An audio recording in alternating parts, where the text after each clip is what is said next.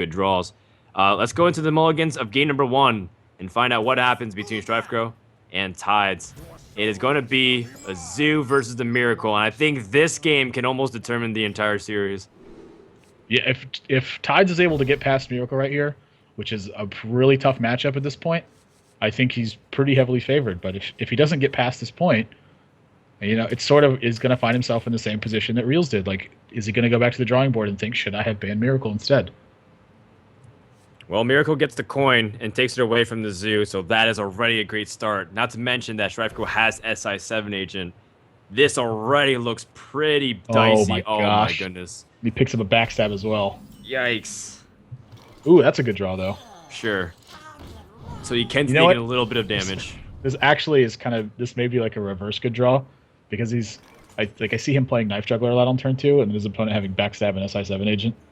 So a lot of this is going to come down to whether or not he plays this Haunted Creeper or whether he plays Knife Juggler next.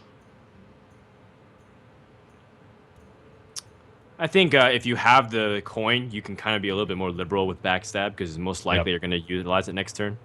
Yeah, the only exception is if he drops like the Rubian Egg. Yep. He can just backstab here too. That's actually a really good point. He can just coin SI next turn. This prevents 3 damage. Okay. Well, this could be an important moment. Tides goes immediately for the Haunted Creeper. Yep. I like it. Try to keep yourself out of range of SI7 agent just blowing you out of the water as much as you can. Absolutely. Because then how are you supposed to deal with that? The fact that SI7 agent can kill whatever it is, it's 2 for 1. Miracle Rogue can continue to be super efficient. Right. All right. Well, Tides is starting to curve out a little bit better, and this is much better indication of what Zoo can do compared to his previous Zoo games. Sometimes he was just getting like constant 4 drops to start off with like a 2-mana hand. So at this point, he's starting to get really nice curves. How is StrifeCro going to kind of respond? He has that Deadly Poison Coin SI7 agent combo, which could be really nasty as well. Yep. That's what I think he's going to go for too. Which it's actually it's not the worst thing for Tides, because Tides is going to find himself in a spot where Dark Iron Dwarf's now getting a lot of value.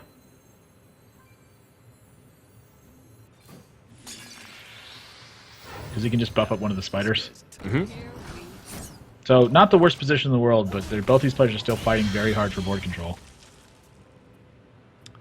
Yeah, and the Rogue can start using its health as a resource in trade, but not too much. And Tides might come up on really powerful turns too if he draws into things like Doomguard. Yep. A pretty solid hand though. Knife Juggler, Voidwalker, and whatever his next draw is, plus the Soulfire. Shadow Step often can be pretty useful too if you have things like SI7 Agent and Van Cleave, but those things are just kind of pieces at the moment. That's not a very good draw. But he has 2 of those in the deck though, so this is going to happen sometimes. That Miracle is going to find itself in positions where it draws a lot of its utility cards and not a lot of action to go with them. I'm kind of surprised that he did go for 2 conceals now that I remember it. Second Voidwalker is a really good draw. That's going to hold off a lot of potentially profitable attacks that StrifeCro can put together with something like Azure Drake. The 1/3s are really important right now.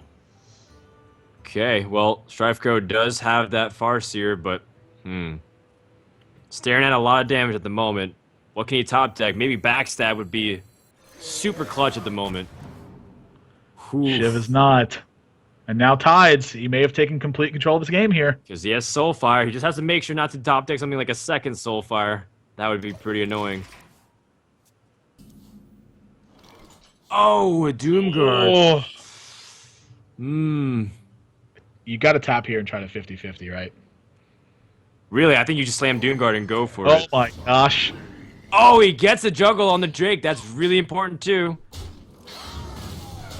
Wow, this is a complete reversal of the Doomguard is just so hard to deal with. Oh, and he's missing the spell power. That was a ticket for him to be able to remove efficiently. If he had spell power, that was exactly it. Miracle Rogue has such a difficult time with Doomguard. A lot of times it's a stall mechanic. You sap because you hope you can buy time, but even then, sap against Doomguard is pretty resistant to it. I think Tides might be able to turn this game, and Miracle can be the one that often takes out the Zoo, but when you don't have the ability to hold off the pressure, this is what happens. It's not game over yet, but Tides is in a very favored position, I think. Oh, those are two kind of poor draws. Yeah, We would have liked that's to see pretty something else weak. for sure. But just putting together all the damage you can, I 100% agree. I would not be attacking any minions right now. Oh, this is tough, though. There is merit to you should be thinking about it, though, but I think at the end of the day you conclude that taking out over a third of your opponent's remaining life total is much better. Well, wow, and now StrifeCro's put together 2 Eviscerate, so he can actually take out this Doomguard now. This board may swing back in favor of StrifeCro because he's got 2 Shadow Steps to heal back up with these Earthen Ring Farseers. that is true. We forgot about the practicality of the Shadow Steps for a second. Ooh, second conceal. Oh. Well, I guess that compensates for the fact that StrifeCro did have the God draw in the previous game against Reels with his Miracle deck. Oh my gosh. Do you conceal here? I think you're supposed to conceal, honestly. I don't know. It's kind of tough. Healing up has a lot of merit because it protects you from Doomguard now. But concealing protects your opponent from being able to draw a buff and really pick apart these Earthen Ring Farseers afterwards. Sure, Defender of Argus would give you a bad day. Yep. Dark Iron Dwarf, another card that can completely destroy one of these Farseers. Abusive Sergeant. Oh my goodness. Back-to-back buff cards, but that's what Zoo does. It builds on the cards that are on the board to control and get favorable trades. This is going to be rough now for StrifeCro. But he's still considering, oh my gosh. That. Oh no. He's thinking that StrifeCro doesn't have another Shadow Step. This could come back to hurt him now. Fan of Knives! Ooh. Are you kidding me? Wow. Now keep in mind that Tide still can do something with Doomguard and Soulfire, but that's going to be really tough to get those sequence of draws. I cannot believe that this game is going to turn around right here. Well, hold on. I mean, if StrifeCro gets something like Cold Blood, he's still kind of in murky waters. But if he picks up something important, Leroy... Oh my gosh. He's counting his damage. He can Leroy conceal, right? I don't know if he can afford to do that, though. You might have to Shadow Step just to heal. 4 damage is not a lot for Zoo to generate. He might need to conceal it, actually. I think he is going to conceal. I think he's going to play Leroy, take out both the tokens, and hope his opponent isn't top deck. Leroy is a play to win for the next turn, though. Yep. But you can't Leroy conceal. Then you generate 2 whelps, and he has to generate 2 damage. Can you really afford to do that? Right. Well, that's why I think the Earthen Ring Farseer has to attack into one of them. Then how do you get rid of the Dark Iron Dwarf? Well, you attack with the first Earthen Ring, that's for sure. This is a tough turn, honestly. It really is. He's going to go for the win, though. Oh, wow. This is ballsy. He's going for it. Ties need to generate 2 damage of some sort. Did StrifeCro just miss an attack with Earthen Ring Farseer? No, it was already idle. That's why I was confused when you're saying to attack with it. Oh, he top decked the Defender of Argus. That's it. And StrifeCro's gamble did not pay off. But can you blame him? Well, if he was going to run out of damage at one point. This is sort of weird paying so much control. That's when you start cutting into 1 instead.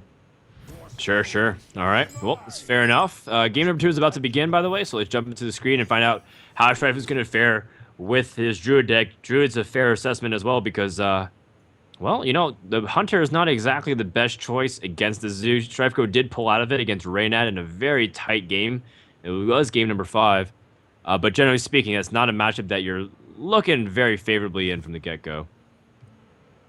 Yeah, I can agree with that. I think it's really dependent on how you end up drawing really well with Hunter. If you don't draw something like Unleash the Hounds or Explosive Trap, you often find yourself in a spot where your opponent just runs you over with minions that are more efficient than yours. So Druid isn't a good spot to be in either, but if you get the right kinds of draws, you can pan it out. And one of the most important cards is Keeper of the Grove.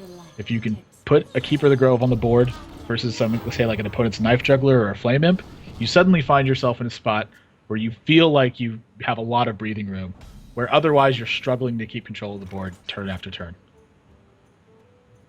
StrifeCro picking up a Harvest Golem, which would be nice for the following turns, especially since it seems like Tides will have a little bit more setup with his double Nerubian eggs in his hand.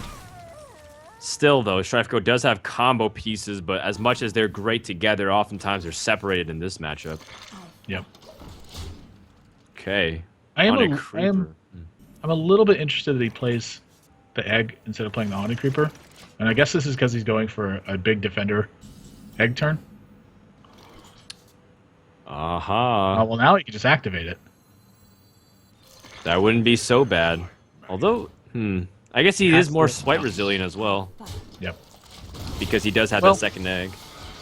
Yes and no. I mean, he loses one of his 4/4s now if swipe happens. But it's not the worst thing in the world, I don't think. You do force your opponent to have swipe in their range if that's a play they want to make. And if they don't have swipe, you end up with a big benefit. Again, sort of, he's making plays that are going to pay off really well when his opponent doesn't have a part of his range that they need, and that are they're gonna sting a little bit when your opponent just have that portion of their range. But that's a good way to play. Like if you're putting your opponent to the test every single time, they have to have it every single time. And if they're not having it, you're finding yourself in a very successful game plan. StrifeCro hovering over that Innervate as well. Maybe pushing over some of the Force of Nature, try to go for a clear right off the bat and deal with these things before they can get spiral out of control. I don't think it matters how you attack your StrifeCro. Just in case, you never Just know. good habits. Just good habits to have. Just to make sure, double check. Back over to Tides, where he's able to pick up Direwolf Alpha and have a way to activate this egg and start pushing back. StrifeCro has used an Innervate too, so that feels good for Tides, where he had to use Innervate into removal as opposed to just straight up removal. Yeah, and he's kind of following it up with not the strongest minions either. 1/1s and 1. This is the spot where... This is like really the spot where you want to end up playing your 5-drops and your 6-drops, but when you've diluted that pool of minions, where they're using 1 and 2-drops to kind of scale, because you're turning basically the mid game into the late game for you. So your deck density has gone down a lot, but your early game power has gone up tremendously. You'll typically find yourself with a big life edge when your plan works out. Okay, well, StrifeCro opts to save his Power of the Wild. I think it's better off used with the tokens as well. Try to spread out that buff across 2 minions instead of 1. Meanwhile, set it up. But Tides also has a way to kind of retaliate immediately with his own Defender of Argus play. Oh. I wonder what... Okay, I see what he's doing. Straight to the dome. Agreed. Now's the point where you can start taking an aggressive edge because you've completely picked apart your opponent's board. Ooh, Keeper of the Grove is nice. Take care of that egg. It's good, but it might be too little too late. He's going to be able to fight through this game, but now is the point where he hasn't applied any pressure to Tides. So there's no threat of Tides coming out of this facing down lethal. So he's just free to tap every single turn and then use the 2 cards to continue to take advantage of the game. He's also got Knife Juggler, things that can completely explode open the board as soon as you use the trade. Oh, man, that is crazy, too. These Juggles plus the Abusive Sergeant can open up a world of possibilities where Tides is able to get really clean board sweeps. And he lands on the Keeper of the Grove. Oh, my God, where are these 2 knives going? No. Oh my goodness! Oh my gosh! Wow!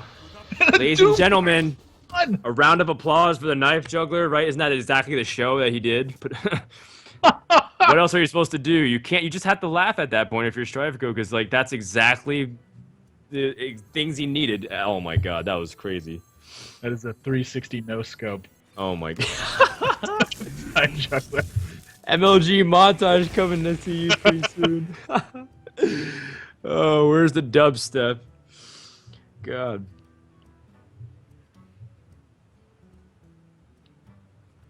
What on earth? How on earth do you get... I guess you just draw Ancients and hope that it works out in your favor, but when he sees this Doomguard, boy oh boy.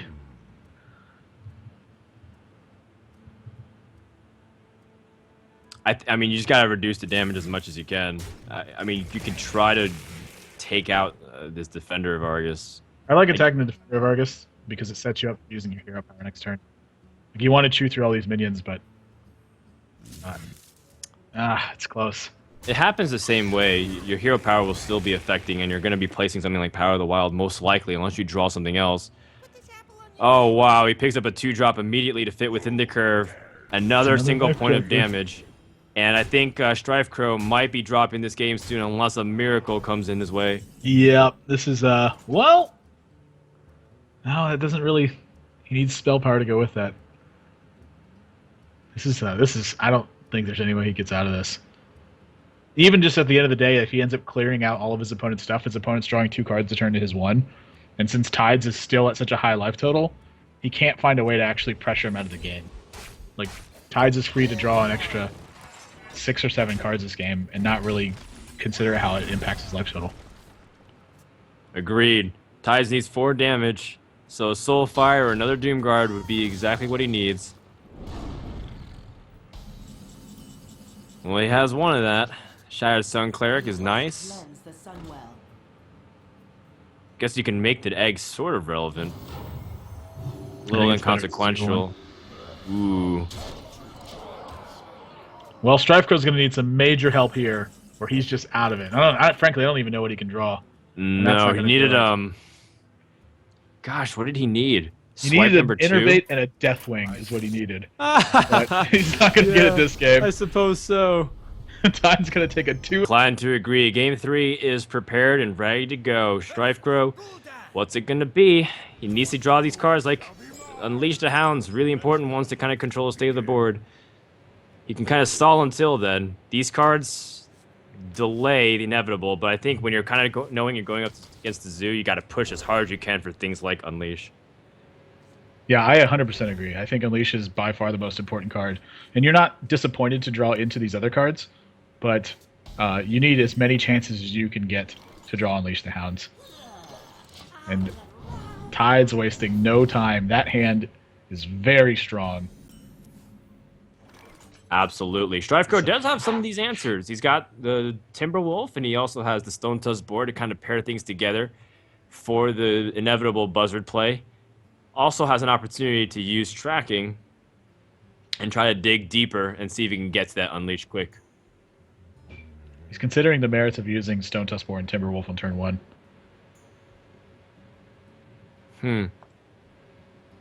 I think tracking's better though. You need to find Unleash. It's the card you're missing right now. There we go. There it is. And StrifeCro's very much alive and kicking with this kind of hand. How much damage is he going to accrue, though, before he's able to kind of execute this combo? Yep, this is something else that is going to end up mattering a lot, is that Tides also has Voidwalker, and he also has Harvest Golem. So a lot of these minions that he has are just, frankly, they're resilient to Unleash the Hounds.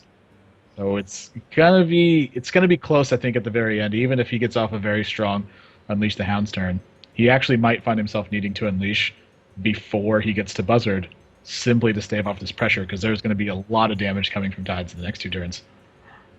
You know, at the same time, you kind of want to employ the coin as often as you can, or use it as... You want to save it as much as you can so that you can employ this Unleash combo. It's not ideal whatsoever to kind of use it prematurely. StrifeCro has to kind of mull over very carefully every single decision. What's the pros and cons of utilizing Timberwolf now versus saving it for something like Unleash later? Right. Every single one of these turns adds up to a lot of damage. And he can't be affording to sacrifice where he could be finding a spot to make something happen.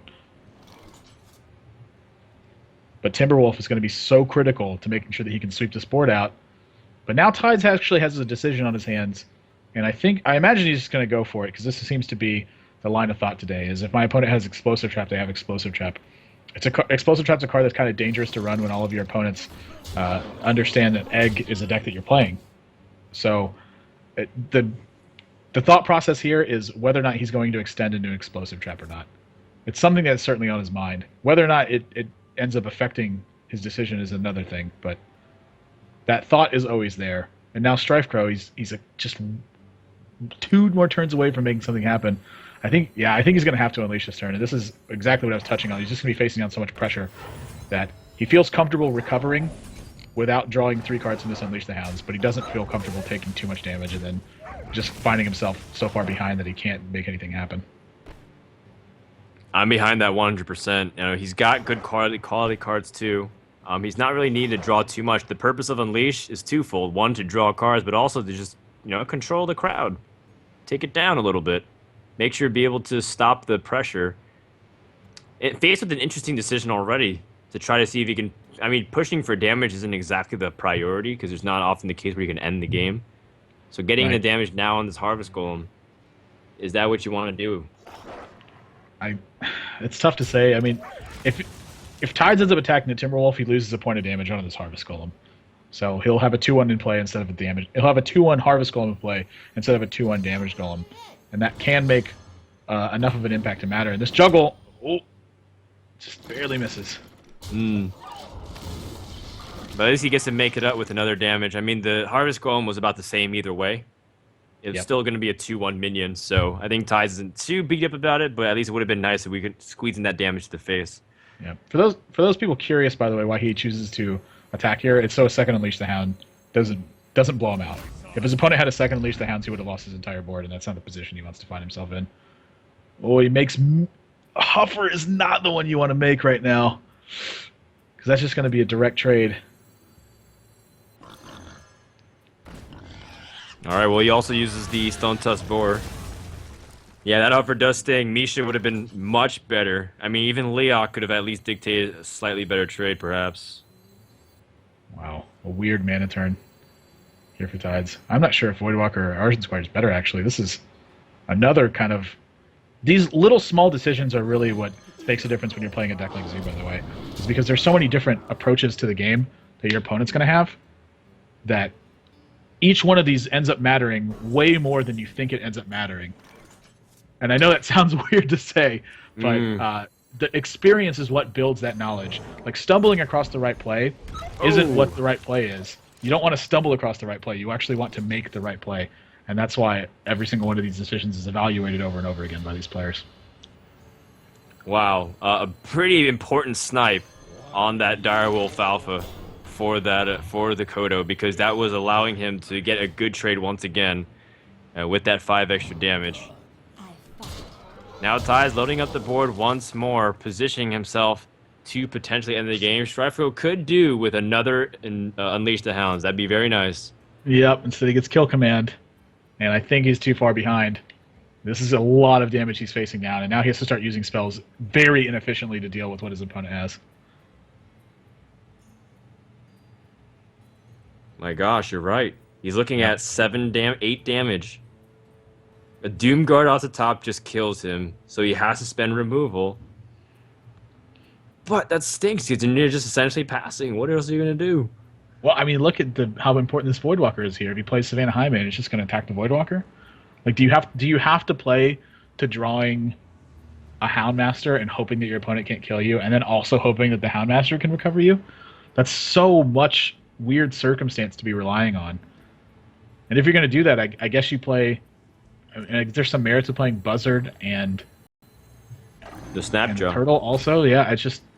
Here's another weird play that can happen. If he doesn't end up dying this turn, he actually might be able to Hunter's Mark his own Savannah Highmane and attack it into the Voidwalker to draw 2 more cards. Oh, snap. Next level plays. Yeah. Well, that might be exactly what he needs to do, because he's going to be down to just 4 health. Or maybe Tides wants to activate his egg. Yep, he's going to get a 4/4 out of this. Oh, no. Point of damage, we lied. I think putting at 4 is nice. Whatever you put yourself in the Soulfire range, the top deck. All right, well, I think this is the only way he's going to find himself out of it, is if he Hunter's Marks his own Savannah Highmane to draw 2 cards and hopefully find a second Unleash the Hounds. I don't see another play. That is pretty amusing. Let's see if it pays off for him. He needs something like the Unleash the Hounds. It's now or never. Maybe something to just continue the chain of draws. Yep. Oh, geez. Okay. Judgment time. You got 2 draws to make this happen. Freezing Trap is not one of them. An Animal Companion isn't either. He can't draw Unleashed anymore. What can he make? Actually, I think he can't draw Unleash anymore. 4. Nope. I think he's just dead at every step of the way. If he kill commands the 4-power guy, here's the only way he doesn't live is if. I'm sorry. The only way he lives is if Tides messes up his attack sequence here. He's gonna draw. Oh. He's gonna draw another card, but what can he draw? Does he have Explosive Trap in his deck? Maybe he has another Stone Tusk board to limit damage, and he gets like a Misha. That could help too. A lot of very fortunate things need to happen. A web spinner. And that's going to be it. I think he's just out of stuff. Like, does he have to dig for Stone Tusk board with web spinner? He might have to. And even then, does he stay? Even then, he doesn't stay alive. I don't think. No, because then he's still facing down 4 points of damage. Well, that's going to be it, no matter what. StrifeCro has run out of options, and Tides is going to take the series 3-0. And as if it wasn't enough insurance, StrifeCro's tournament ends here, and Tides advance